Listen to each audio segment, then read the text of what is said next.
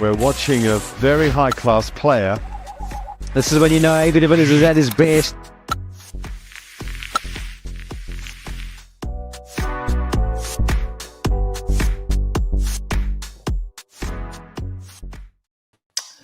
Good morning, welcome to 360 Live. It is 9 o'clock in the morning here in South Africa. It's Sunday the 2nd of March.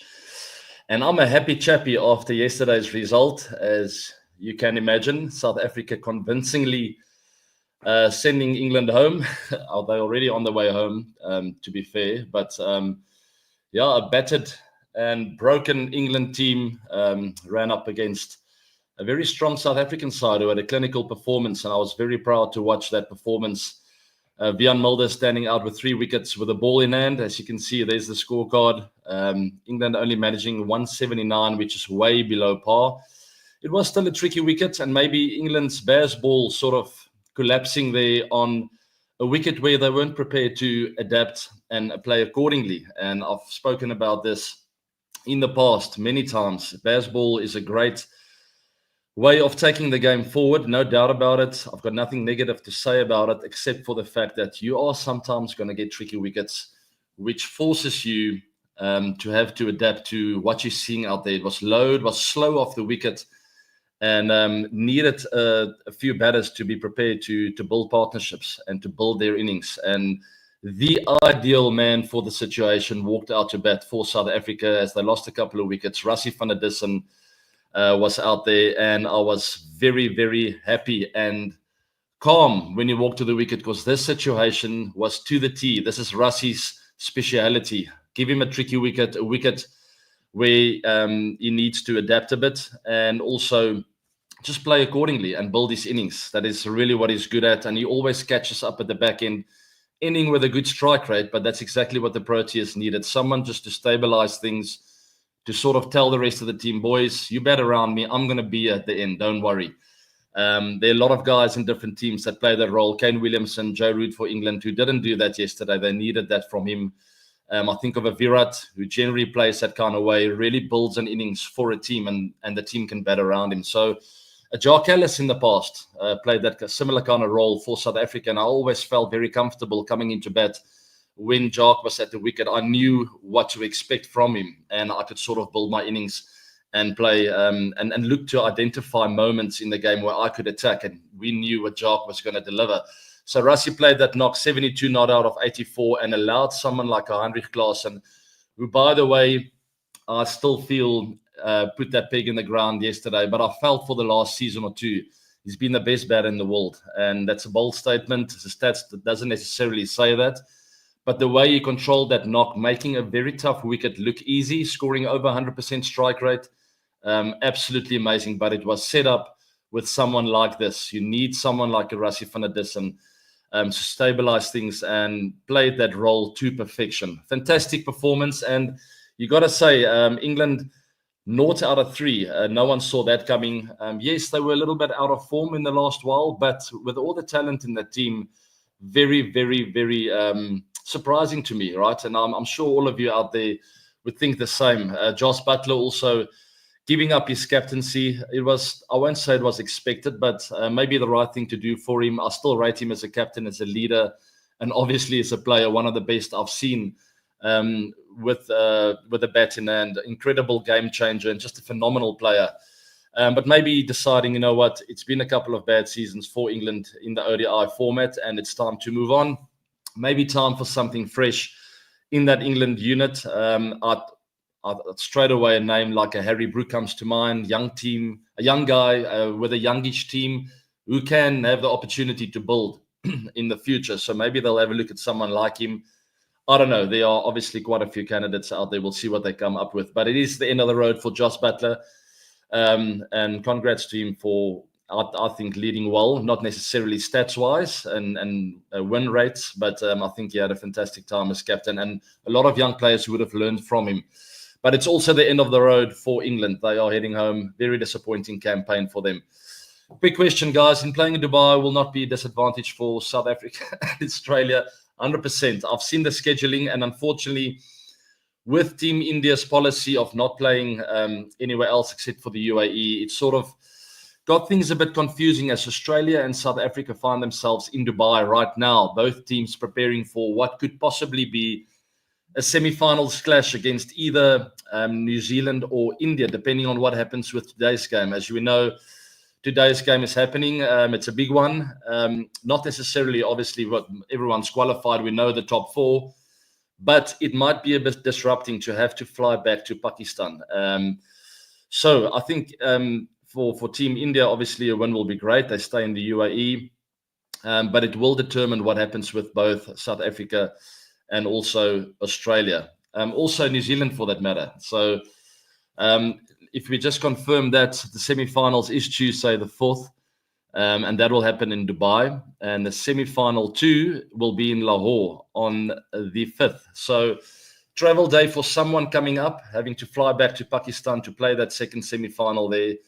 Can it be disrupting? Of course it can. I won't say disadvantage, but I have spoken about travel days before, right? It can be, if you are a team with a good culture, it can sort of work in your favor, and you can stick together as a unit. Sometimes it brings the best teams together when you hop on a plane, you know it's not comfortable, but you go through a bit of a patch as a team together and not scattered everywhere, guys going out for dinner and doing this and that. They travel together, they've practiced the following day. It can be an advantage as well if you look at it in the right way, like anything in life, right? Excuse me. There's always pros and cons in any situation, and it depends how you look at it. Key battles, New Zealand and India, guys. Two great teams against each other. India versus New Zealand. What key battles or player matchups are you most excited to watch? Good question. I think the spin battles, and that it's been spoken about in the press. I think 2 really strong teams with good spin attacks, and really good players of spin as well. I think of Virat, and obviously in New Zealand's team, Kane Williamson, Daryl Mitchell. I think New Zealand's just a very street smart team, and it's always been that way. So yes, you can have a look at India's incredible lineup, and especially in the spin department, and think they do have the upper hand. But New Zealand always just find a way to compete. They never push over team, guys, and you can sort of buckle up today and make sure that you are in front of the television screen, because it's not going to be a runaway for either of these teams. I can guarantee you that. That's what New Zealand does well. They always seem to come out as underdogs in a way, and no one expects them to sort of to take anyone apart, but they never get taken apart themselves. They're always in those key moments, and that's what I love about watching them play. Team India, no need to talk too much about them. We know what we're going to get. It's a big hype game, and that's where the big players stand up, like Virat in that last game, scoring that big 100. You can expect of him to get some runs again. He's in form, and he looks very hungry and eager to go out there. What do you think of Kohli, another century against New Zealand? It's possible, right? Not likely, because back-to-back hundreds don't often happen, but it's very possible. Virat, with his tail up, in form, feeling the vibe again in a not yet in the semi-finals, already qualified for a semi-finals, but still this will determine who they play in that final. And they would want to go in with a bit of confidence, extra confidence at least, having beaten New Zealand. So that'll be on the cards for them. But I think that top order, really important. Rohit, Shubman Gill, we've seen perform really well and sort of give them good starts. And that's the kind of environment Virat enjoys. A little bit of a good start, and then give him like 35 overs and say, listen, now you do what you do best. Prediction for the finals, guys. What do you think? See, it's a question here. Who will be in the finals? All right. Tough to say. I think my gut feel says India, South Africa, same as the T20 World Cup final. I think we might see that happen again. South Africa, hopefully, to play whoever. I'm not sure what's going to happen, but I think we're going to see South Africa in that final. That win against England yesterday would have given South Africa a lot of confidence. And I just like the look of the team. Marco Jansen in great form. You have the likes of Klaasen in form, Rassie van der Dussen. That whole lineup really looks good. Keshav Maharaj, we know what we get from him on a consistent basis. He's just always there, getting wickets and playing well. And I love the look of Jan Mulder in the side, both with bat and ball. Very, very handy all-rounder. It would be nice to get that final again. I think it's always a great final to watch, India and South Africa. but you definitely can't count out New Zealand and Australia, 2 powerhouse teams, especially the Aussies, right? When it comes to ICC trophies, in this case, the Champions Trophy, they always seem to knock on the door when it comes to knockout games. And yeah, I expect them to pull out the best that they have in those knockouts. But I still do feel that's my call. I want to hear what you guys think. So down in the descriptions below, please tell me what you think. Who's going to be the final 2 teams and who will win it? My vote, you've guessed it, South Africa. I think it's time and they're playing good cricket. So let's see what happens. There we have it. Lalo, sir, do you think South Africa get the trophy? I do think so. It is time. That's my 5 cents. Guys, I'm going to take a few questions. So please post down below what you want to know, what you want to feel about, or what you feel about these knockout games, as there's a big one today as well. Maybe Aditya, thanks for checking in, Aditya. I've seen a lot of you of late, and I'm very happy to be interacting with you. Everyone knows about your incredible fielding skills, but what was there ever a catch or run out that even you were surprised you pulled off? Quite a few. Obviously, the run out way back in the ODI series against Australia in Port Elizabeth. I did that tumble, threw it backwards. Simon Katic, I knew more or less where the stumps were. I knew I had to release it quickly because Katic was running and I was off balance. And all I thought about was just release the ball. You know more or less where the stumps are. I had a look at the stumps. I did the tumble. And I had a bit of a blind throw and a direct hit run out for Simon Katic. And funny enough, ironically, he was the coach at RCB towards the back end of my career there. And we had a nice laugh about it a couple of nights. And I told him, you just got to run faster next time. There will not be a next time, unfortunately. But we had a nice giggle about it. Couple of catches. I think Australia, Brett Lee, nicking off there at Perth. Really important time to get that wicket. I was sort of at a floating 3rd, 4th slip, took a dive to my left. I wasn't surprised that it stuck, but it was still one of those where you go like, oh, I'm glad that stuck. You know, it happened really fast and the ball was flying off his blade or off his edge at least. And just a good reaction catch. There are a few others, Wondrous, full use, inside edge. Rest in peace. Every time I mention that guy's name, I get emotional. But anyway, I took a good, nice diving catch, reaction catch to my left off Paul Harris, the spinner. All these catches and stuff is on YouTube as my kids are showing me some of this.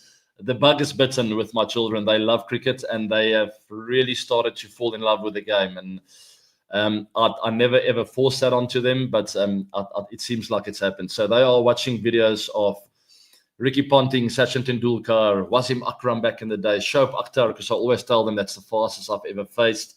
So they pull up all these videos and sometimes I pop up and we have a nice little watch together. All right, guys, a few questions then. Temba's captaincy going into these knockout games. I think he's done a stellar job in the last few seasons leading the team. I've really enjoyed watching him lead from the front, always very calm and composed. And I think it's going to play a big role in these final games. But I also want to see him score runs. He is very, very good at getting in 30s and 40s. Too often, unfortunately, that is the negative side. I want to see Temba kick on and make those 80s to 100s and really sort of guide the team. He can play that Rassie van der Dussen role. So we have 2 players like that in the side, which is always a good thing to have in ODI cricket because it's a long format, right? 50 overs is a lot of cricket. And we all got so used to T20 cricket of late, and you expect fireworks, and you want to see guys have big impacts. But there's a time and a place for that because the bowlers now have longer spells, so they have an opportunity to work a batter out and to really build that pressure. And that's where Temba and a guy like Rassie come in and sort of the guys who need to lay that foundation for the likes of Klaasen and Markram and the rest, Stubbs to fire away. You know, so. Captaincy wise, just to be who he is, you know, and do what he's been doing, just to be that calm, composed guy. It's very well planned. He always does his homework well, and that's what I like about him. He's calm and composed, and it's got a really good effect on the side, especially in knockout games. The leadership plays a big role, and your captain, because the players sometimes, when under pressure, look at the captain, look at his body language. So urging Temba on to do the same, have that chest out, good, strong body language, whether it goes well or not. When it's going well and you have a good start, not to get overly excited. And so Temba's good with that. And when the chips are down, to have that same kind of aura about you. Don't worry, we'll bounce back. So that's what Temba does well, and I'm pretty sure we'll see more of that in the knockout stages, whether they play in Pakistan or in the UAE. He will be well prepared for the team, and he will have that similar kind of body language. One day break could affect India's momentum, right? We know that scheduling is quite tough in the ICC Champions Trophy. And yeah, I mean, one day break possibly for India in going into that semi-finals. Not possibly, definitely. The scheduling's been done, and that's maybe one area where the ICC could have played it a bit better. Should have realized maybe there's an area there where there's only one day break going into knockout. It's a bit disrupting for all the teams having to fly to Dubai and back. We spoke about that briefly before. So maybe they could have scheduled that a bit better, and maybe should have gone with the venues to be confirmed instead of putting it down there. Maybe a bit of a breather for the teams, depending on who qualifies where. But anyway, it's happened that way. On that note, just quickly, one sort of a bad taste in my mouth about the Champions Trophy.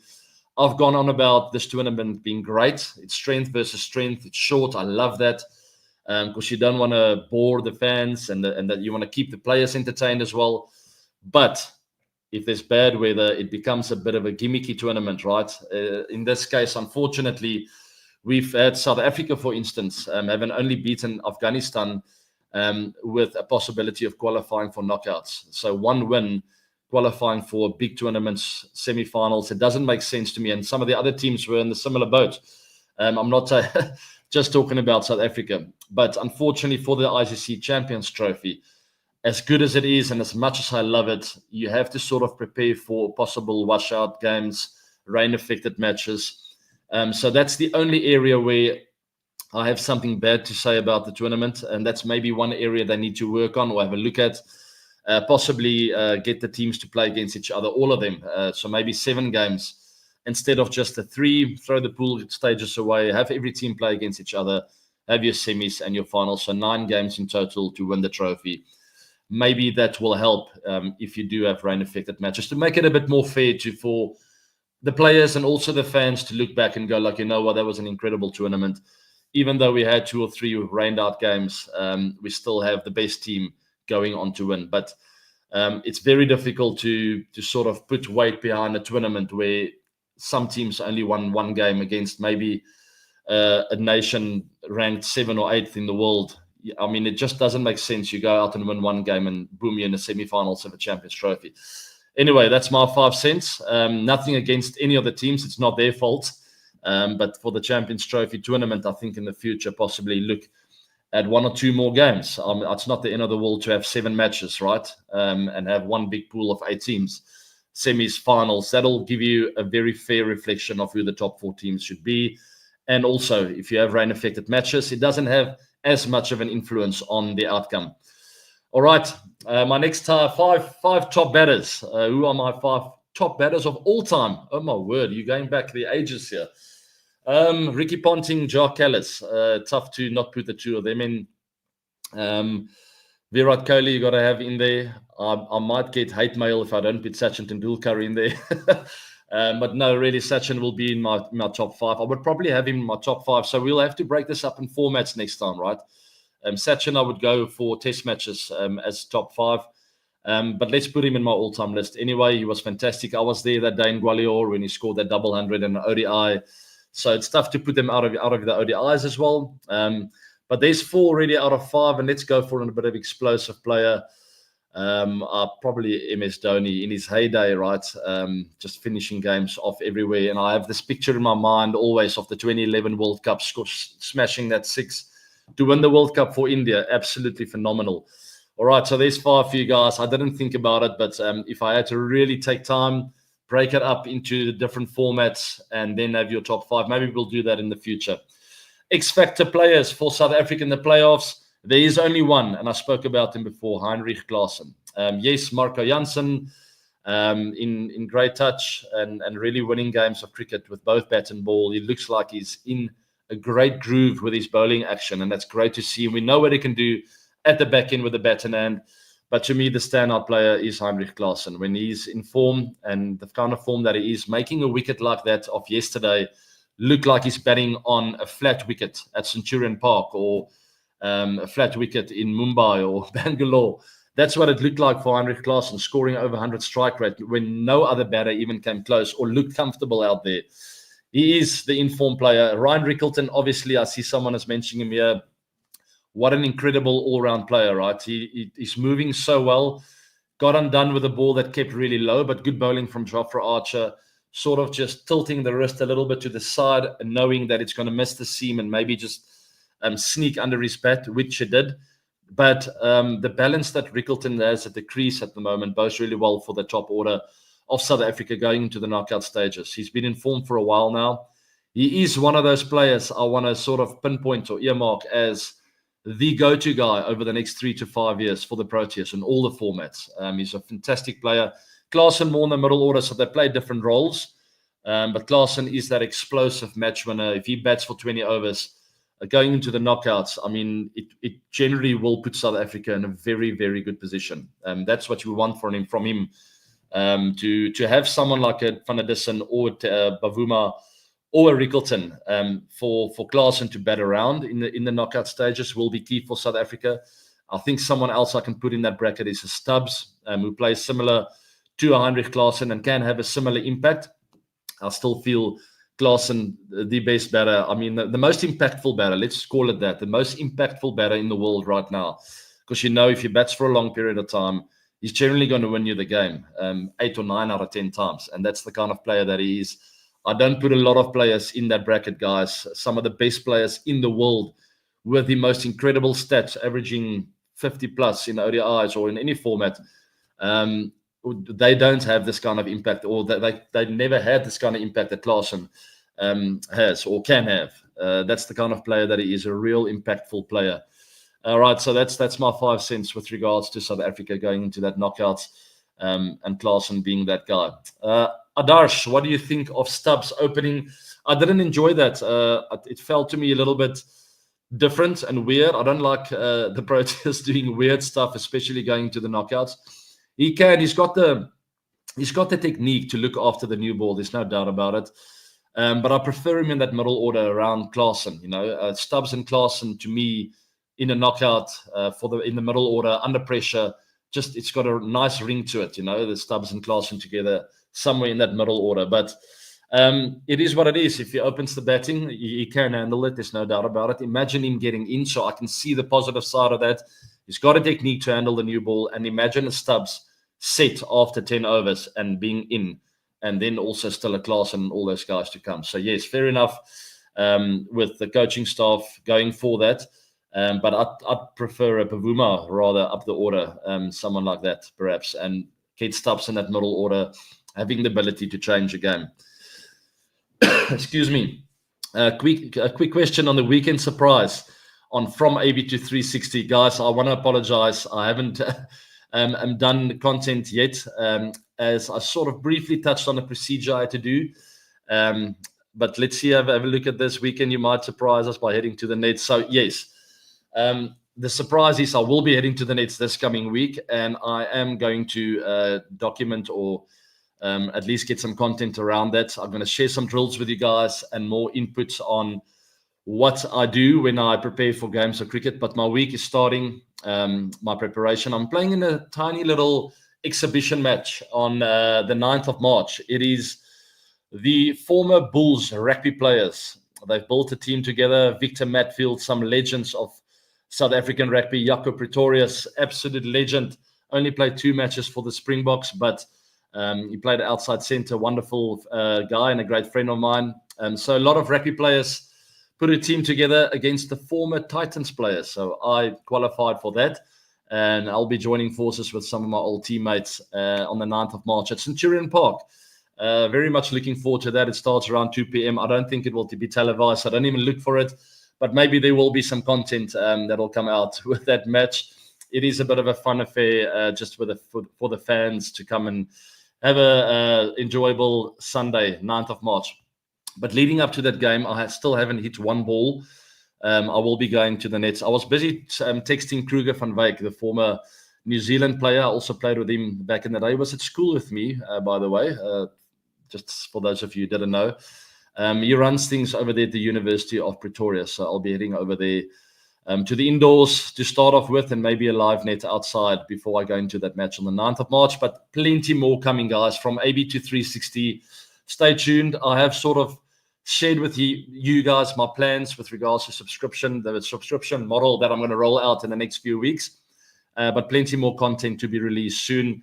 And I think I'm going to start with drills. I'm going to show you guys what I do when I haven't batted for a long time, how I start with the basics and the drills, my go-to drills, and what I use to get into or sort of lay the foundation. I always speak about laying the foundation and setting the basics down, and really harping on that. Because once you get the basics right, the rest is a bit easier. It's never easy maybe to score big hundreds, but if you have the basics in place, it gives you a better chance and it increases your odds. And that's the kind of thing I look for. SA missing the spinners in Dubai. Let's move to that. I saw a question around the spinners for South Africa. If you want to do a podcast with me, we'll have a look at that. Bangladesh Cricket unveiled. I'll get in contact with my team and maybe we'll set something up. But what do I think of the South Africa will be missing on spinners if they play in Dubai? I think the South African team is very well balanced. Keshav Maharaj is more than capable to have a big impact as a spinner. Remember, we have the option of a Shamsi. We haven't seen much of him, but I feel if you do play in Dubai, wherever you play, in ODI cricket, the wickets are generally good. You don't often see the big turners like you might see in Test cricket. The spinners play a role, there's no doubt about it. But I like the feel of the South African side, the balance they have. Also, Aiden Markram is an option if it does take a bit of turn. So really good balance between all-rounders, spinners, batters, bowlers. I'm happy with the SA side, and I don't feel we come up short. We'll obviously assess the wicket before that knockout match. If it does look like a turner, we will think of possibly adding Shamsi to that side. RCB. I see a question about RCB. Let's have a look. If de Villiers wants to be batting coach of one of the IPL teams except RCB, except RCB, how can you ask me a question like that? It is an interesting question. I've always felt like possibly because of Devil Brevis's involvement with Mumbai Indians, he's not there anymore, guys. He hasn't been picked up by any IPL team, which is incredibly surprising. I know there's some injuries around in the IPL sides, and with Brevis performing well in the SA20, still a big surprise for me that he's not there and not being picked up. So urging on RCB, hint, guys. I know RCB's had an injury. What about Devil Brevis? Why is he not in a team at the IPL? Anyway, with his involvement at the Mumbai Indians in the past, excuse me, I always felt like, I don't know, sorry, there's something in my throat. I always felt like Brevis at the Mumbai Indians alongside Surya Kumar Yadav, Rohit Sharma. I have had some comments about his technique in the past. I see that he sorted that out, by the way. I sort of coming back to that in the last few games. I see him not planting across with that front foot as he did like a season or two ago. So he looks very balanced. He looks very organized at the wicket, and it's great to see. But I've always wanted to work with batters like that, like a Rohit, Surya Kumar Yadav, and obviously Brevis. I have been in touch with in the last 6 or 7 years. So that's probably the reason. But now that he's not there anymore, so maybe I'm not so interested anymore. Maybe Mumbai Indians can still pick him up. It's still it's not that far away. We're already in March now. And the IPL is right around the corner. So hopefully Brevis does get a team to pick him up. If not, hopefully he'll go and play some county cricket and really build on what has been a really good start to a career. Still very young, guys, and I see greatness there in the future. All right, I think that's it for the 360 Live. Maybe one more. We'll do one more. What do I think about the form of the England players in RCB? Maybe a bit of a worry, but I still think they're great players. And T20 cricket is a whole different format, guys. And playing at the Chinnaswamy is a whole different situation, not because of the wicket and the outfield, but because of the fans. They get the best out of their players. And I'm expecting an incredibly good season for RCB. To all RCB fans, you can be optimistic, quietly optimistic, because we haven't had a great run in the last, forever. We've come close before, but I do feel this is the year. I really do. You've got to look at that squad. The change of captaincy, there's fresh things, new things happening. Virat is still there, but there's such a nice look in that team, a good balance. And I'm really optimistic to RCB's chances in the IPL. Guys, that's it for 360 Live. Keep an eye out for a big match between New Zealand and India today. And we all are sitting on the edge of our seats trying to find out who's going to play in the knockouts, who's going to play who. All right. Is it going to be South Africa, India, or South Africa, New Zealand? And where are they going to play? We will all find that out today after the result between New Zealand and India. Follow me in socials, guys. X, Facebook, Instagram. Also like and also subscribe to this channel, right? That helps right there. We're almost at 500,000. If I'm not mistaken, how far are we away? I don't know if my team can pull that up, how many subscriptions we have. I want to thank each and every one of you. I think we're very close to 500,000 if we haven't passed that yet. If we have, thank you very much, guys. We'll make a thing about it in the week, possibly coming up when I cover some of the knockout matches live. So stay tuned for that. Lots to look forward to. And thanks to all of you for following me and subscribing on the show. I hope you have a wonderful Sunday. Enjoy the match today. And sitting tight to find out who's going to play who and where they're going to play. ICC Champions Trophy, it is. Lots of cricket to look forward to also from AB to 360 happening this week. Stay tuned and I will see you soon. Have a great Sunday. Bye now.